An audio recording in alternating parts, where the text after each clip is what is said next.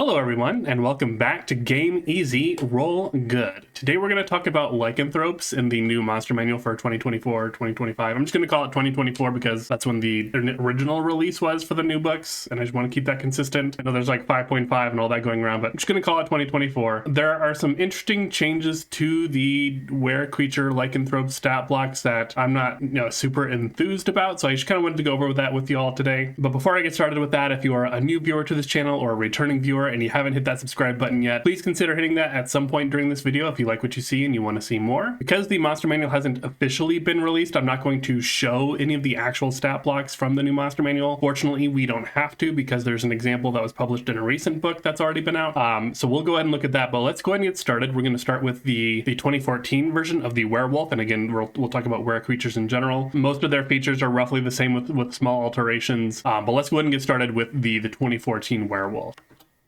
This is the 2014 stat block for the Werewolf. There are minor changes between stat blocks based on the kind of animal they are, but there are general base features of how lycanthropes worked in 2014. To start with, they were the humanoid creature type with the human and shape changer subtypes. They had a variable armor class that changed based on which form they were in, if they were in their humanoid form or if they were in their hybrid or animal form. Perhaps the most key feature, or maybe one of the most well-known features of the were creatures of the lycanthropes was that they were immune to bludgeoning, piercing, and slashing damage from non-magical, non-silvered attacks. They of course had the shape changer trait that allowed them to switch between their forms, between humanoid, hybrid, and wolf form. In 2014, they were able to do this as an action. They had the keen hearing and smell feature, which gave them advantage on wisdom perception checks that rely on hearing and smell. This might have been specific to the werewolf, but I think other were creatures also had similar traits. And then of course, the other defining feature of lycanthropes is their ability to spread the curse of lycanthropy, and they did this through their bite. In 2014, if they bit you and you were a humanoid creature, you had to succeed a DC 12. The DC varied based on the kind of lycanthrope that it was, but a DC 12 Constitution saving throw or be cursed with werewolf lycanthropy. And that specification of werewolf lycanthropy was actually important to the way that Curse of Lycanthropy worked in 2014, and we'll touch on that a little bit later. Let's go ahead and jump and look at what the general changes in the 2024 stat blocks are. Again, we're not going to look at the actual 2024 stat block, but I'll go ahead and point out what has changed within this existing stat block. So to begin with, I mentioned in my original monster manual overview video when I was talking about how all the different creature types have had their creature type changed. Werewolves and all lycanthropes, for example, they had their monster type changed from humanoid to monstrosity with the lycanthrope subtype. Additionally, they can be medium or small creatures. The werebear specifically is a medium or small creature, but it becomes a large creature when it does its hybrid or full animal transformation. Secondly, we've seen that their hit points and or their armor class has increased. So I think like the werewolf, for example, now has a 15 armor class and like 72 hit points. So that's a +3 to their armor class, and that armor class does not vary based on which form they're in. It is just a flat 15 armor class and about 20% additional hit points. Generally speaking, there's been an increase of hit points across the board in the monster manual. People have been saying that armor classes have increased across the board, but based on the averages that I worked out between the numbers that I had in my previous video and the numbers that existed that I have pre-2024, armor classes are about the same. Like they've increased maybe very slightly, but not noticeably. But in cases like this, for sure, we've seen armor classes increase. We're also going to see small changes to their strength and or their dexterity. Usually this is just rounding up to the next even number. I think for the werewolf specifically, they have a strength of 16 and a dex of 14 in 2024. So this not only means that they're doing slightly more damage and having higher accuracy with their attacks, but I assume that dex bonus also filters into their new armor class as well. The shape changer trait was changed to a bonus action from an action, so they can do this much more swiftly. So if they need to use one of their form specific attacks, like if they're in their hybrid or beast form and they need to make a ranged attack, they can shapeshift back into their humanoid form and use the spear attack and throw it. And while this was the same in 2014 as it was in 2024, this is considered a shape change effect, and they were considered shape changers before in 2014. I just think it's interesting because that means that the moonbeam spell and spells like it would cause the lycanthrope to change back into their humanoid form because that's their base form, and it's a spell called Moonbeam. So for a werewolf specifically, at least, it should force them to transform into their beast form. So I think that's just kind of really ironic and sort of counterintuitive to how it should work, but rules as written, that's technically what it would do to a werewolf. Moving on to the keen hearing and smell, this was just removed from the werewolf stat block, as well as any of the other lycanthrope stat blocks in 2024 don't have a similar feature if they had it previously. Some of the different lycanthropes, like the tiger, they have special attacks like a like pounce or something like that. That existed in 2014, so that's not really new. They removed keen hearing and smell. The werewolf does now have pack tactics, which makes them a lot more deadly in groups, but they did remove this sort of ribbon feature of their ability to have a better sense of smell and hearing. And then for the sort of defining features of lycanthropes, the immunities to bludgeoning, slashing, and piercing from non-magical, non-silvered attacks, completely removed in 2024. They weren't downgraded to resistance or anything like that. They're just not immune to that sort of stuff anymore. I don't know if it's because they heard our memes about Halo dropping werewolves behind enemy lines because they wouldn't take the bludgeoning damage from falling, even though that's not really technically true from a rules as written perspective because fall damage is not an attack. But yeah, those have just been completely removed, so that's a very weird change to me. And then for the Curse of Lycanthropy, this has also changed in 2024, the way that it works. There is still a curse associated with their bite if you were injured that way by a lycanthrope, but the way that it works is just fundamentally different in 2024. So while the monster manual isn't technically out yet, and I don't want to show the actual stat blocks, like I said in the beginning, we don't actually have to because they released a stat block of a different were creature in one of the more recent publications that maybe got overlooked. We're going to look at that stat block because it's more or less the same as all the other were creatures in 2024.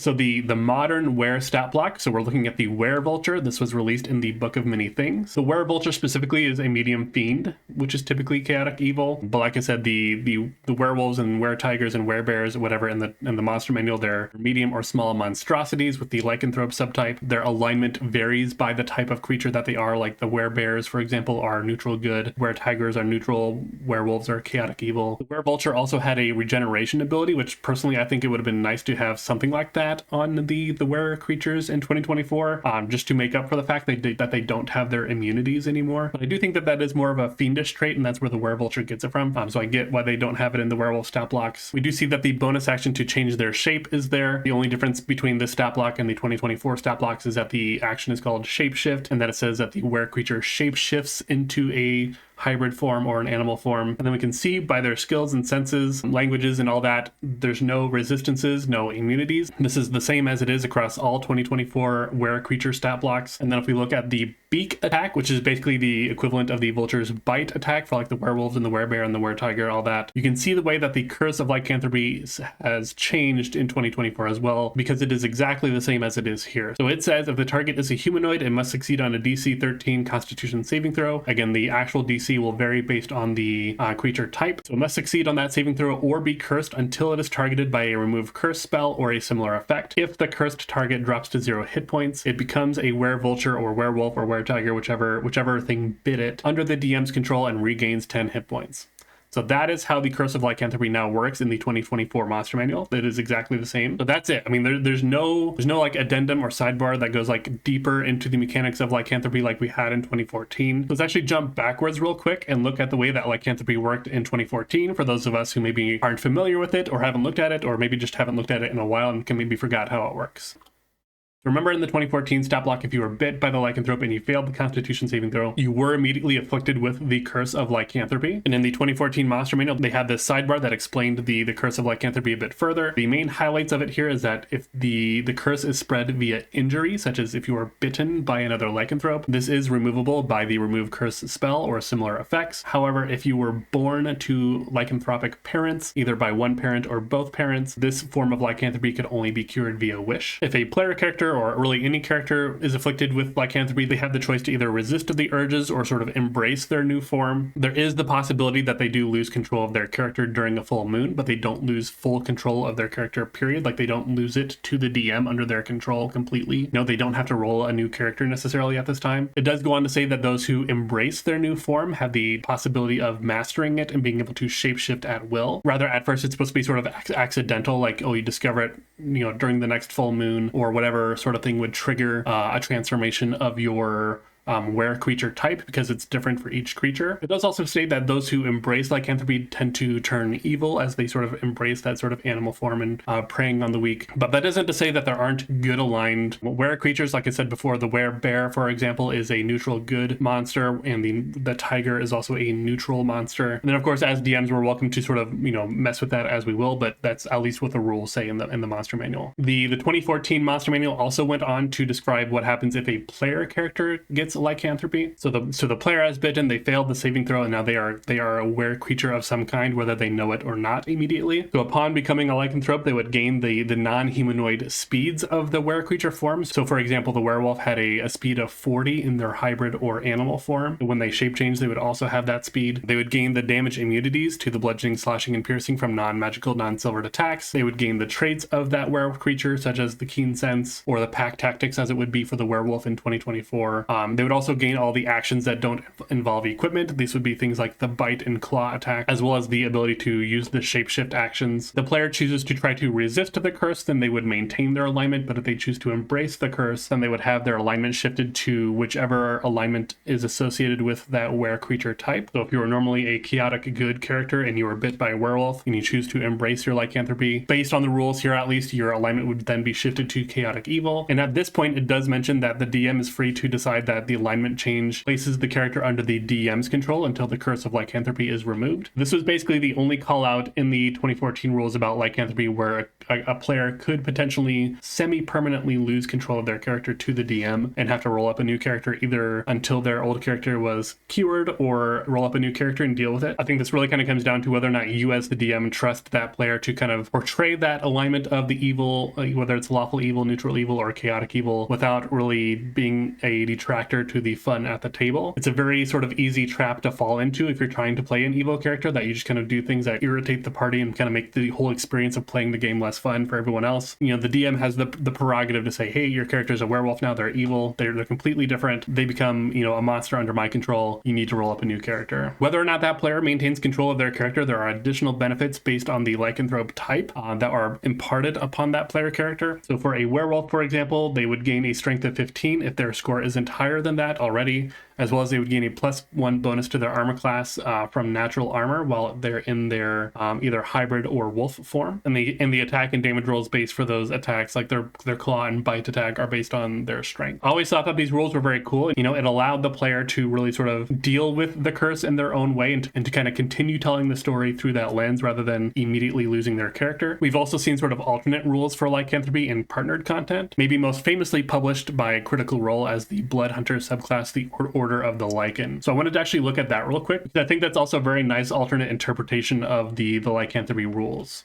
If you look at the hybrid transformation from the Blood Hunter subclass, the Order of the Lycan, this basically aimed to sort of streamline the lycanthropy rules as it applies to player characters, and this specifically also superseded the rules that were in the monster manual for how lycanthropy affects player characters. So everything that we just went over in the previous slide would basically just be replaced by these features instead. So for example, during the hybrid transformation, you would have advantage on strength checks and saves, as well as +1, 2, or 3 to your melee attacks. This is basically in place of setting your strength score to 15 as from being a werewolf or whatever were creature you are. They also gained resistance to bludgeoning, piercing, and slashing damage from non-magical, non-silvered attacks rather than gaining full immunity. The predatory strikes feature kind of replaces the bite and claw attacks from your were creature stat block. And then they also kind of put in a penalty to being this form called Bloodlust, where if you start your turn with fewer than half your hit points, you must succeed on a DC 8 wisdom saving throw or have to move directly towards the nearest creature and take the attack action. So this feature kind of replaced the whole concept of the DM taking control of your character, because you had a chance to lose control, but there are already rules in place for what losing control actually means to that player. So the player is able actually to kind of tell that story and play that out as it's told by the rules here. Think of all of the Critical Role sort of partnered content classes and subclasses. I think the Order of the Lycan Blood Hunters may be one of the best written ones. I think this is a better port of lycanthropy onto a player character than is described in the 2014 Monster Manual, the rules that we just went over. I really wish that the new Monster Manual either ported over the old rules of lycanthropy, maybe adjusted them slightly, or just really borrowed from this and changed that to how lycanthropy works for players. But again, that isn't what we got, and we're just left with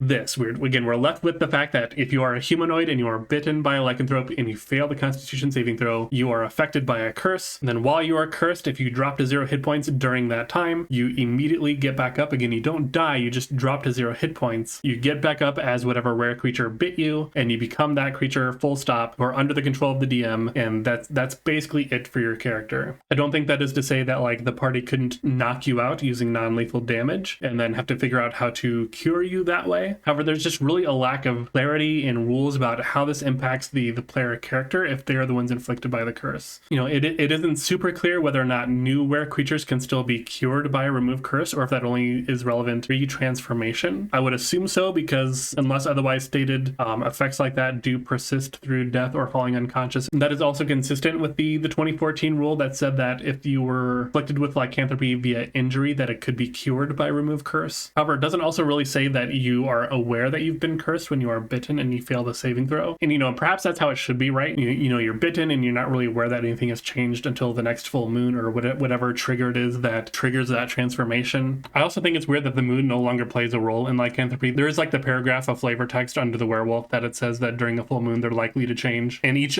creature type of lycanthrope has their own trigger for that. It's not the moon for everyone, which is kind of cool. But I think it's also worth noting here that getting bitten and then being cursed by lycanthropy doesn't inherently make you the lycanthrope now in 2024. You are just under that curse. You don't actually shapeshift until you drop to 0 hit points. You don't become the werewolf until you drop to 0 hit points and then raise up as the werewolf, right? You don't have the curse of lycanthropy until you drop to 0 hit points, which makes it more like a zombie. This isn't werewolves anymore, where you're bitten and infected and then you have to deal with the consequences of that. You're bitten and infected, and then once you die, essentially, you get back up as a different creature. That's a zombie. That's how most zombie viruses work in, you know, the TV shows and books and things that we read today. This is basically just finger of death with extra steps. So is this more deadly because you can very easily lose your character? Sure. And I do think that's one of the hallmarks of the 2024 Monster Manual, is that monsters are just going to be hitting harder. Their abilities are a lot more dangerous. So, you know, combats should be faster and punchier. But I think we lost a lot of the fun things that existed in the 2014 Monster Manual. One of them being just how do players deal with having the Curse of Lycanthropy? How does that affect the story that they tell? I think one thing that you can do with the new version of the Curse of Lycanthropy is create an encounter where you release werewolves, like maybe 3 of them, in a populated area where there's like a bunch of bystanders, and then they start biting the bystanders who have much fewer hit points, and they start turning them into werewolves who only have 10 hit points, but it is another werewolf on the field now who can start spreading it and spreading it and spreading it, and then the players have to deal with that going on. I think that would be a cool encounter, but outside of that, I really just don't like the removal of what happens if a player has lycanthropy. That is no longer a story that can really be told if we're only looking at the 2024 Monster Manual rule set. We would have to go back and look at the 2014 Monster Manual to pull out those rules and borrow them, or again look at other third-party content, whether we're using just the Order of the Lycan subclass for the Blood Hunter if someone wants to play that, or if there's other partner content that has similar features for how to play a werewolf in Dungeons and Dragons.